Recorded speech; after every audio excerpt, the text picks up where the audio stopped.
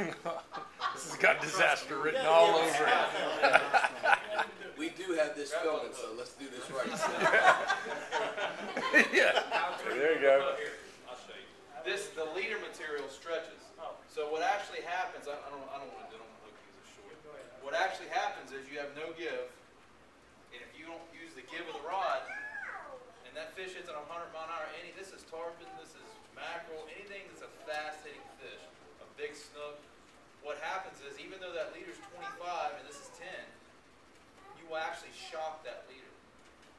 If you ever, I tell you how I get a hook out of if you ever gut hook a redfish and you want to just pop the line, even if it's 25-pound leader, take it rapid and just snatch it real hard. It actually shocks that leader and it'll break it right at the hook versus having the line hang on its mouth.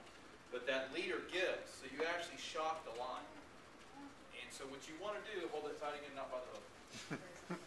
When that fish hits, you want to have your rod tip. You got that bait flipping around? I can't even do it here. You want to have it up, so pull it down. See the give? This is your leverage. I had a 7-year-old kid on the boat today, and I taught him how to fight a fish. And everybody just wants to, hold that again. He's going to hook. Oh, yeah. Just don't do anything with hanging the line up. This gives you power, and that's with any fish. I see people fight fish every day, and they think the faster they reel this, they're doing something. And I'll say, after I get the fish, Rick, what are you doing? It just bothers me when you do that. You have nightmares, huh? It's twisting that line. After they lose the fish, I said, let me show you something. They're all excited, they're reeling and cranking. I'll grab the line and say, here, reel that as fast as you can. They go like this, and I say, you're not doing anything with wasting energy. Good, I mean, it's good for exercise, right? But you're not doing anything productive. Twisting the line. It's kind of like running on the treadmill. Besides burning sweat, you're not going anywhere. So, learn how to fight these fish. Mackerel, although they're pretty dumb, especially with them teeth, if you got that rod like this and they come through and they'll hit it so hard. Even though this isn't a circle hook, there's no need to set the hook. Just keep that rod tip up. The bait's gonna dance, wham, they're gonna hit it, and go in 100-mile-an-hour. Rod bends, that's it. You don't need a big hook set. So, If you keep it tight, keep the line tight, you're less likely to break off.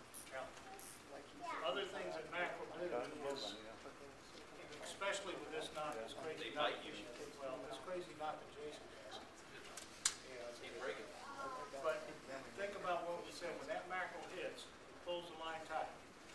This knot will create a bubble. The other fish in the water will actually hit the knot. Right through your line. Have you ever pulled up mackerel fish and they broke the whole leader? Yeah. That's what happens. That creates like a little air bubble, and they're stupid fish. So don't get frustrated. Don't go mackerel fishing with one hook. No, buy the 100-pack. Trust me. What happens more than that? Most of your bites, in fact, when you get cut off in mackerel fishing, that does happen, but that ain't what's most of the time that happens.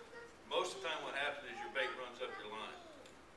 You got a fish hooked up, and I know if y'all mackerel fish, it happened to me probably 6 times today. Yeah. We brought a mackerel in, and the bait was up the line. Yeah. The fish hit that bait, then you're broke. Nothing you can do about it.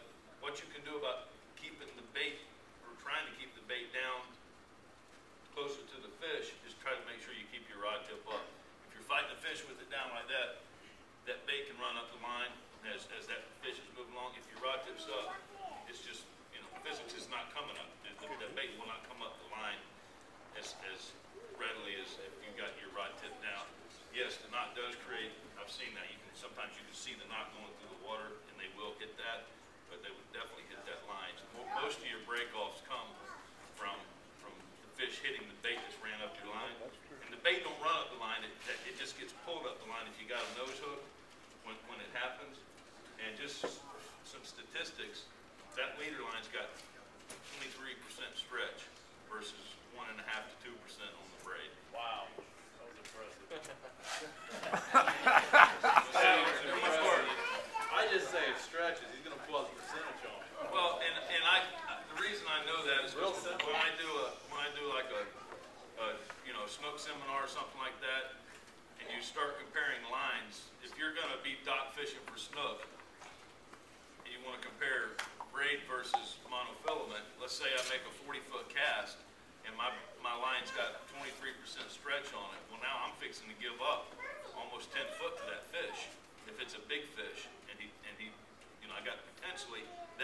stretching the line. And when you're around structure, docks and whatever, that's, you know, you're automatically not in charge no more. If you got braid line on, you got, you know, 1.5 to 2% stretch on a 40-foot cast. What's that? 2 foot, 3 foot? You don't, he don't get the upper hand on you as quick. Another thing too is you seen I just reeled up like the madman, and you guys come here and look at this. That line's all twisted. Now, if I'd have done that with mono back in the day, I would have opened the bail and would have sprang off the reel. Other nice thing about braid, but it still does wind up. The reason why I did it, I don't care, because there's been about 15 people that's done it already with a reel. So, but you can see, you can't see from out there. There's a twist all the way through this line, and that'll increase your what they call wind knots. There's another thing that I wanted to mention, that we've been fighting this, I've been fighting this all week, is that the wind, when we're fishing, the wind has been running against the tide. The tide's going one way, the wind's going the other way. You cast with the wind, and your bait's coming back, or if you're standing, you're sitting there, and the wind's blowing hard, and your bait, when that wind's blowing hard, you want to get the line, especially with braid, you want to get that line out of the water, out of the wind. So what I tell people is, instead of holding your rod up like this, get it down to where, yeah, do it to the side, get the line out of the wind. Let the current do the work. Let the current take the bait. Because if you keep it up, all it's going to do is it's going to put a big bow in it. We're going to send these people home real confused. Keep it up, keep it down. No, I'm talking, when I say keep the rod tip up, I'm talking about after you've hooked up. Now you got a fish on, now you want to get it up. But just picture, if you've got your line over there, and you got a big wind blowing that way, it's going to blow this part of your line that way and bring the hook, the bait right back to you. So if you keep your line down in the current, you can almost put your rod tip into the water. You just let that line go out with the current, and you'll get that bow out of your line. It'll keep your line tight, and you'll know when you have a fish. But a lot of times, if you got that big bow, you won't even know that you got a fish on, or that you even got a hit. And typically, they're going to bite through your line if you got a bow in it, and you don't know. Do you ever use artificials? Yeah, you can't afford it.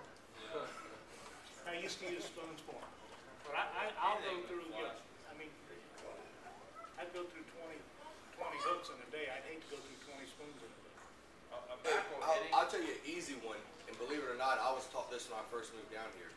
Go to McDonald's and get you a whole bunch of straws, okay? I'm not lying at all about this. Get a bunch of treble hooks, they're cheaper than be. Cut your straws probably about 2 inches long, and run that straw down the line into that treble hook, and just throw it out there like a spoon and crank. It works the exact same way. And if you do use artificials, you can get away with a small steel leader.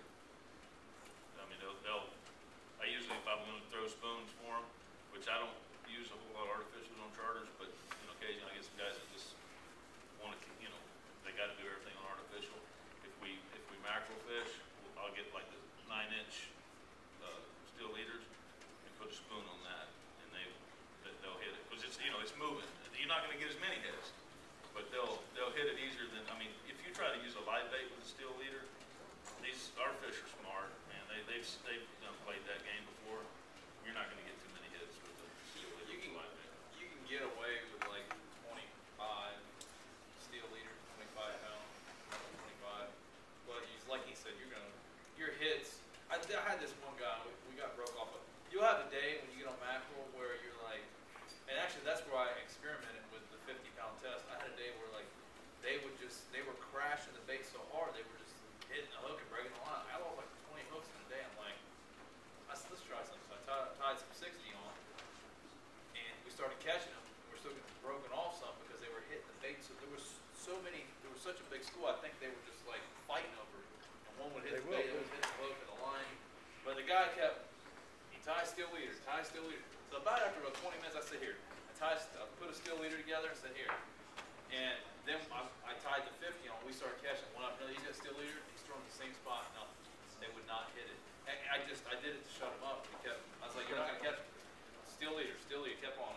And literally, like, one after another with a regular setup like that with the 50-pound test, but steel leader, they wouldn't hit it. Now,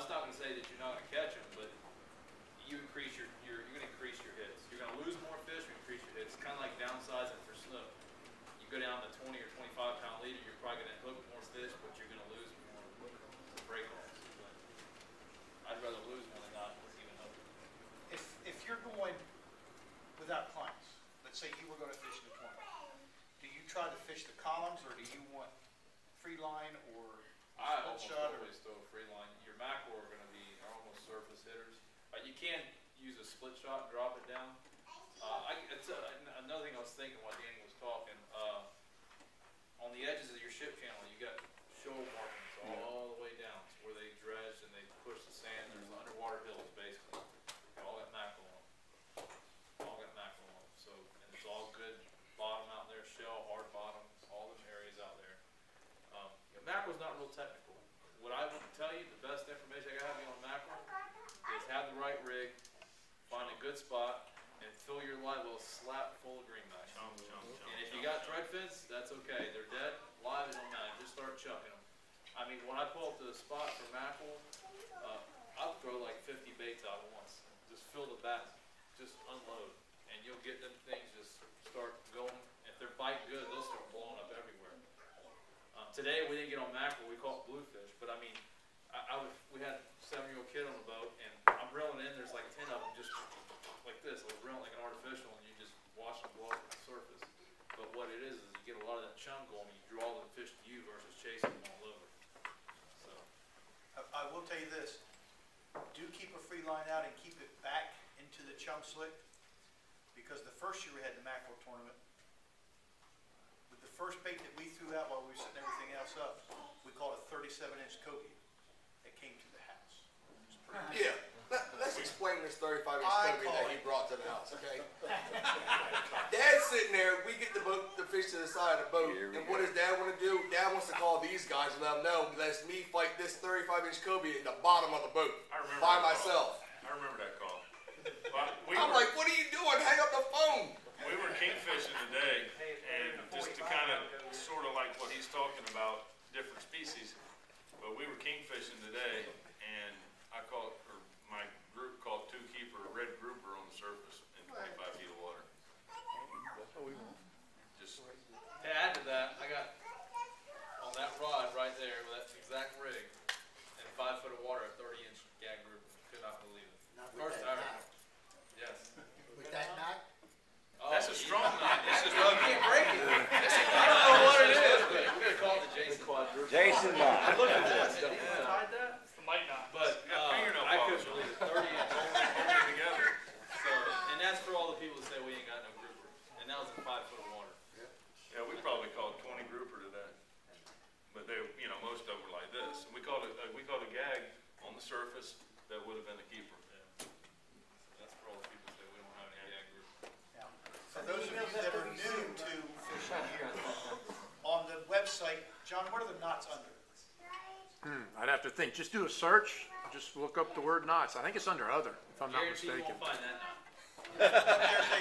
There's a video of how to tie each of the, there's 7 or 8 knots Yeah, that we have there's a videos bunch. of that you can check on the Just the popular one.